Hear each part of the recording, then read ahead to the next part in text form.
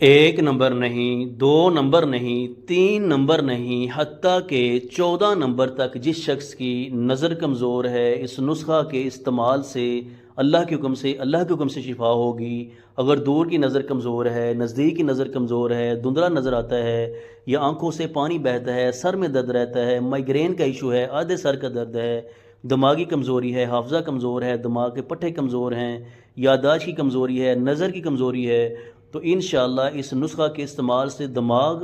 Computer से ज़्यादा तेज़ होगा, नज़र दूरबीन से ज़्यादा तेज़ होगी। ये नुस्खा मंगवाने के लिए 030683525530 पर रब्ता करके आप ये नुस्खा मंगवा सकते हैं। वो बच्चे जो पढ़ाई में कमज़ोर हैं, वो बहन भाई जिनको दिन की रोशनी में धुंधला नज़र आता है, कुछ को रात को जब अंधेरा छा जाता है तो बिल्कुल आंखें बंद हो जाती हैं, पीछे से पर्दे कमज़ोर हैं, पीछे से पट्टे कमज़ोर हैं, आंखों के पर्दे कमज़ोर हैं, तो इंशाअल्लाह इसके इस्तेमाल से वाइट मोतिया ब्लैक मोतिया भी दूर होगा, दिमागी पट्टे मजबूत होंगे।